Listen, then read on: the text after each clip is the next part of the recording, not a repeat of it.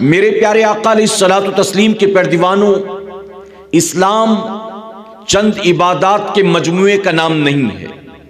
اگر آپ کو لگتا ہے کہ اسلام کا مطلب ہے نماز، اسلام کا مطلب ہے روزہ،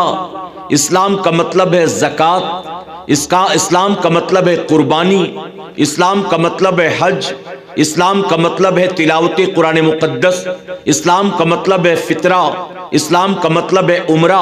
اگر آپ کو لگتا ہے کہ انہی چند عبادات کا نام اسلام ہے تو آپ بہت بڑی غلط فہمی میں مبتلا ہیں۔ اسلام چند عبادات کے مجموعے کا نام نہیں ہے، بلکہ اسلام اپنے ماننے والوں کو زندگی کا ایک ایک لمحہ گزارنے کا طریقہ عطا فرماتا ہے۔ میرے پیارے آقا علیہ الصلوۃ والتسلیم کے پیروانوں، آپ اگر دنیا کے تمام مذاہب کا جائزہ لیں تو ممکن ہے کہ آپ کو ان کے یہاں پر کھانے پینے کا، شادی بیاہ کا طور طریقہ مل جائے، لیکن میں ذمہ داری کے ساتھ کہوں گا کہ آپ کو اسلام کے علاوہ کسی مذہب میں ناخن کاٹنے کا طریقہ نہیں ملے گا،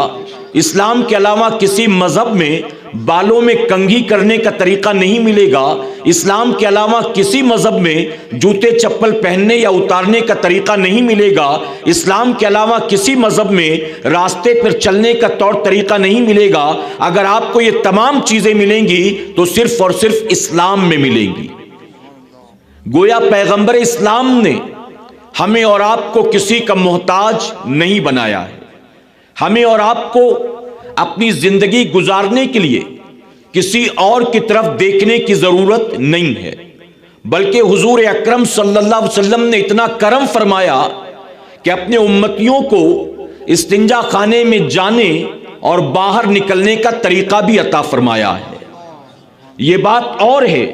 کہ ہم یہود و نصارہ کے طریقے کو اپنا لیتے ہیں، ہم ماڈل اور ہیرو کے طریقے کو اپنا لیتے ہیں، ہم نچنیوں گویوں کے طریقے کو اپنا لیتے ہیں، ہم اللہ رسول کے باغیوں غداروں کے طریقے کو اپنا لیتے ہیں، اور جو طریقہ حضور اکرم صلی اللہ علیہ وسلم نے ہمیں اور آپ کو 1450 سال پہلے عطا فرمایا ہے، اس طریقے پر عمل کرنا تو دور کی بات، ہمیں اور آپ کو طریقے معلوم ہی نہیں۔